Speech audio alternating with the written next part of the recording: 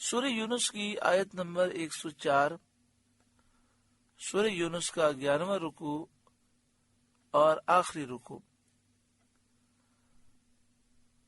11ویں پارے کا 16واں رکوع۔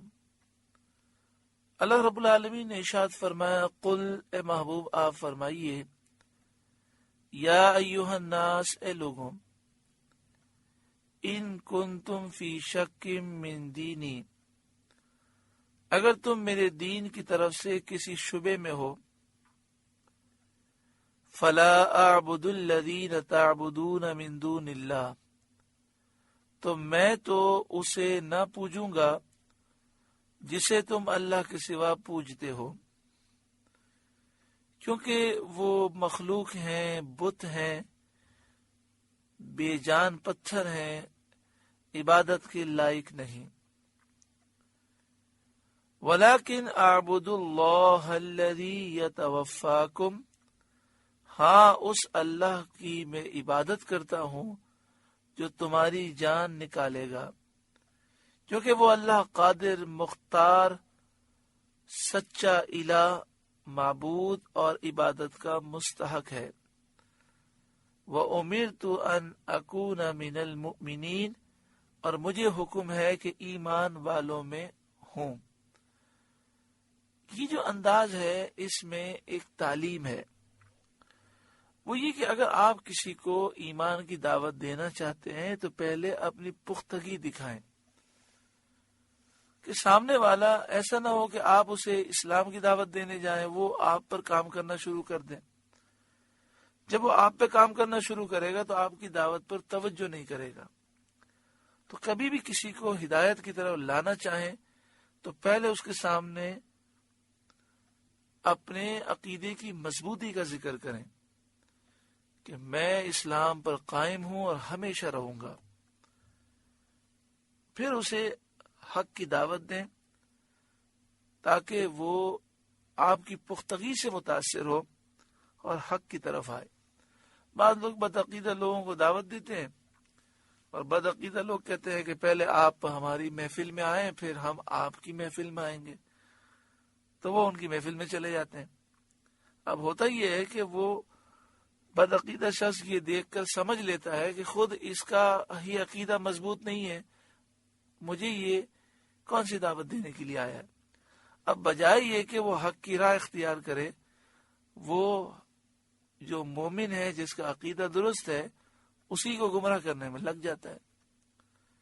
تو یہ بات یاد رکھیں کہ اس طرح جو ہے اسلام کی تبلیغ نہیں ہوتی کہ بندہ کہے کہ ٹھیک ہے میں پہلے آپ کے ساتھ مندر آتا ہوں پھر آپ مسجد میں آئیں۔ اس طرح اسلام کی تبلیغ کرنے کا یہ انداز قرآن و حدیث میں کہیں بھی نہیں ہے۔ یہ حکم دیا کہ آپ لوگوں کے سامنے اعلان کر دیں کہ میں اللہ کی عبادت کرتا ہوں، اللہ کے سوا میں کبھی کسی کی پوجا نہیں کروں گا۔ وَأَنْ أَقِمْ وَجْهَكَ لِلدِّينِ حَنِيفًا، اور یہ کہ اپنا منہ دین کے لیے سیدھا رکھ، سب سے الگ ہو کر، یعنی مخلص مومن رہو۔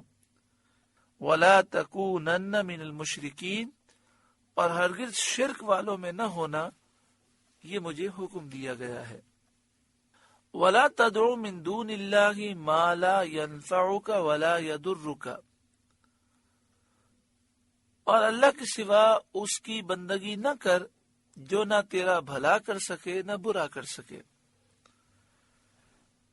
یعنی اے محبوب آپ یہ اعلان کریں کہ مجھے یہ حکم دیا گیا ہے کہ ان بے جان پتھروں کو جنہیں تم خدا سمجھتے ہو، یہ جھوٹے معبود کسی کام کے نہیں، بے جان پتھر ہیں، نہ نفع دے سکیں نہ نقصان دے سکیں۔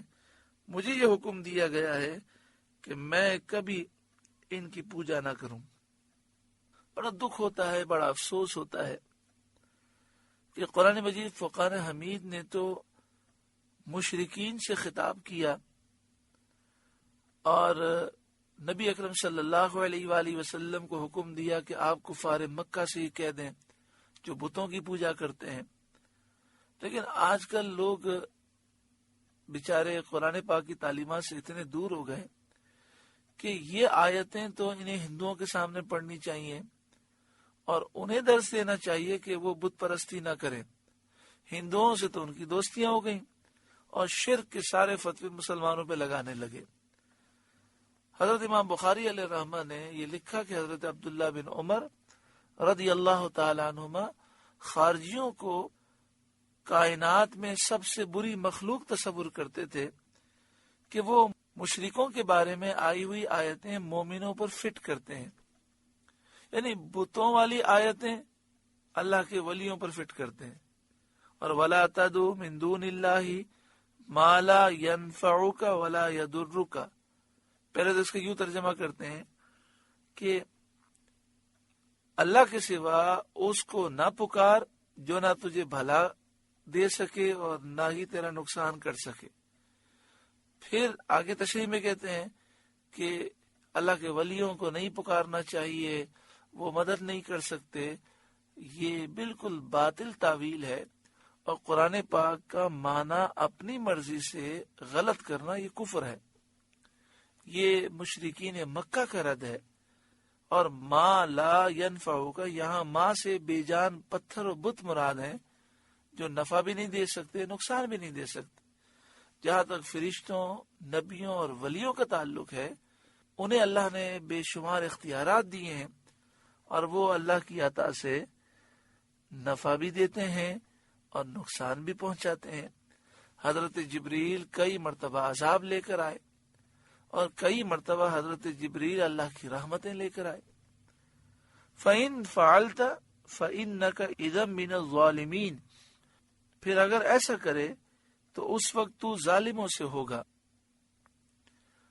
وَإِن يَمْسَسْكَ اللَّهُ بِضُرٍّ فَلَا كَاشِفَ لَهُ إِلَّا هُوَ.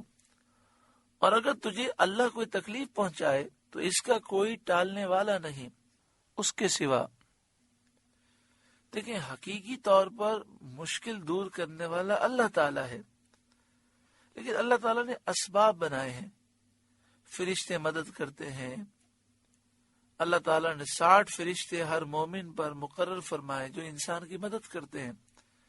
اولیاء مدد کرتے ہیں، انبیاء مدد کرتے ہیں. لیکن عقیدہ یہی ہے کہ حقیقی مددگار صرف اللہ تعالیٰ ہے. یہ اللہ کے حکم سے کرتے ہیں، اللہ کے اذن سے مدد کرتے ہیں. اگر اللہ نہ چاہے تو کوئی کسی کی تکلیف دور نہیں کر سکتا. وَإِن يُرِدْكَ بِخَيْرٍ فَلَا رَادَّ لِفَضْلِهِ. اور اگر تیرا بھلا چاہے تو اس کے فضل کا رد کرنے والا کوئی نہیں. اللہ تعالیٰ ہی نفع اور نقصان کا مالک ہے. تمام کائنات اسی کی محتاج ہے. وہی ہر چیز پر قادر اور جود و کرم والا ہے. بندوں کو اس کی طرف رغبت اور اس کا خوف اور اسی پر بھروسہ اور اسی پر اعتماد کرنا چاہیے. نفع و ضرر جو کچھ بھی ہے وہ اللہ تعالیٰ کی طرف سے ہے. اللہ تعالیٰ نے اسباب مہیا کیے، وسیلے بنائے، ذرائع بنائے.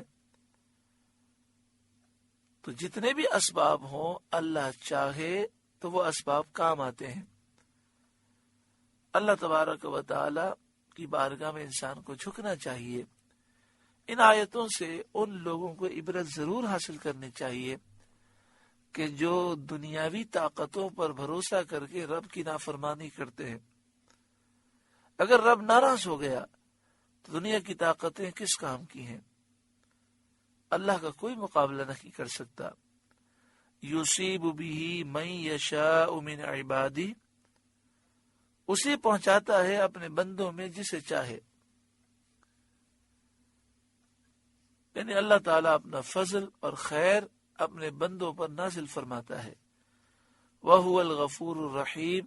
اور وہی بخشنے والا مہربان ہے. قل، اے محبوب آپ فرمائیے، یا ایھا الناس، اے لوگوں، قد جاءکم الحق من ربکم، تمہارے پاس تمہارے رب کی طرف سے حق آیا. حق سے یہاں مراد قرآن پاک، اسلام اور سید عالم صلی اللہ علیہ وآلہ وسلم ہے. فمن اہتدی فانما یہتدی لنفسہ. تو جو راہ پر آیا وہ اپنے بھلے کو راہ پر آیا، یعنی جو ایمان لایا اس نے اپنا فائدہ کیا۔ وَمَن ضَلَّ فَإِنَّمَا يَضِلُّ عَلَيْهَا، اور جو گمراہ ہوا وہ اپنے برے کو گمراہ ہوا، جس نے انکار کیا اس نے اپنا نقصان کیا۔ وَمَا أَنَا عَلَيْكُمْ بِوَكِيلٍ، اور کچھ میں تم پر وکیل نہیں ہوں، یعنی میں تم پر جبر کرنے والا نہیں اور تمہارے اعمال کا میں ذمہ دار نہیں ہوں۔ وَاتَّبِعْ مَا يُوحَى إِلَيْكَ، اس پر چلو جو تم پر وحی ہوتی ہے۔ اے محبوب، آپ اللہ کے حکم پر عمل کرتے رہیں۔ وَاصْبِرْ، اور صبر کریں۔ حَتَّى يَحْكُمَ اللَّهُ، یہاں تک کہ اللہ حکم فرمائے۔ یہ حکم اس وقت آیا کہ جب جہاد کی اجازت نہیں تھی اور اہل کتاب سے جزیہ لینے کی اجازت نہیں تھی، تو یہاں فرمایا کہ جب اللہ تعالیٰ جہاد کا حکم دے تو آپ مشرکوں کو قتل کریں، اور اہل کتاب کے سامنے 3 چیزیں رکھیں، یا تو وہ اسلام لائیں، یا قتل کے لیے تیار ہوں، یا جزیہ دیں۔ تو یہ آیت کریمہ چونکہ مکی ہے، اس وقت جہاد کا حکم نہیں دیا گیا تھا، تو فرمایا وَاصْبِرْ، آپ صبر کرتے رہیں۔ حَتَّى يَحْكُمَ اللَّهُ، یہاں تک کہ اللہ حکم فرمائے۔ وَهُوَ خَيْرُ الْحَاكِمِينَ، اور وہ سب سے بہتر حکم فرمانے والا ہے، کہ اس کے حکم میں خطا اور غلطی کا احتمال نہیں، اور وہ بندوں کے راز کو، چھپے ہوئے حالات کو سب کچھ جاننے والا ہے۔ اس کا فیصلہ دلیل کا اور گواہ کا محتاج نہیں، وہ سب سے بہتر فیصلہ فرمانے والا ہے۔ سورہ یونس الحمدللہ مکمل ہوئی۔ اللہ رب العالمین اس کے نور سے ہمارے قلوب کو روشن و منور فرمائے۔